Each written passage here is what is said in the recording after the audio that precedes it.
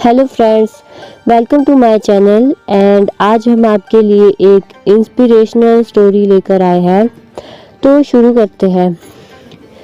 एक समय की बात है, एक बहुत ही पहुँचे हुए गुरु होते थे। तो उस समय एक युवक उनके पास आया और कहा, आप मुझे अपना चेला बना लीजिए।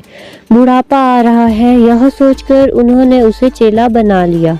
युवक बहुत चंचल स्वभाव का था, ध्यान साधना में उसका मन नहीं लगता था। गुरु ने कई बार उसे समझाने की कोशिश की पर उन्हें कोई सफलता नहीं मिली।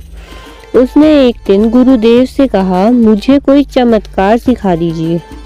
गुरु ने कहा, बेटा, चमत्कार कोई काम की वस्तु नहीं है। पर चेला अपनी बात पर अड़ा रहा।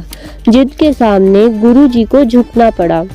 उन्होंने अपने झोले में से एक शीशा निकाला और चेले के हाथ में उसे थमाते हुए कहा कि यह लो चमत्कारी शीशा। इसे तुम किसी व्यक्ति के सामने करोगे तो उसके दोष इसमें प्रकट हो जाएंगे। चेला शीशे को पाकर बहुत प्रसन्न हुआ। गुरु ने चेले के हाथ में शीशा क्या थमाया, मानो बंदर के हाथ में तलवार थमा दी।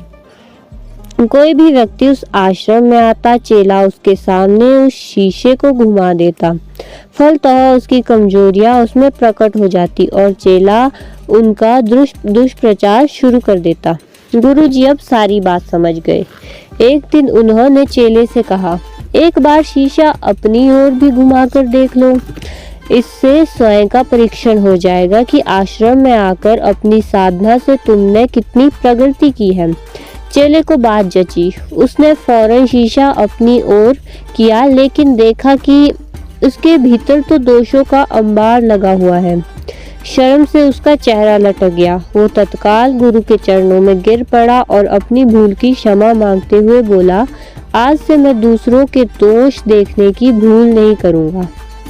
तो इस छोटी सी कहानी से ये शिक्षा मिलती है कि हमें दूसरों की कमियां ढूंढने से पहले खुद को भी देखना चाहिए।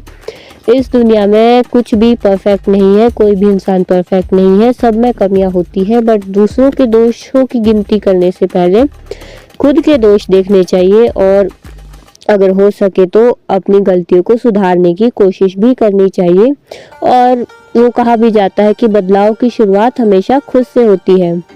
और उम्मीद है कि आपको यह कहानी पसंद आई होगी और मिलते हैं ऐसी और एक कहानी के साथ जो आपको प्रेरणा देगी।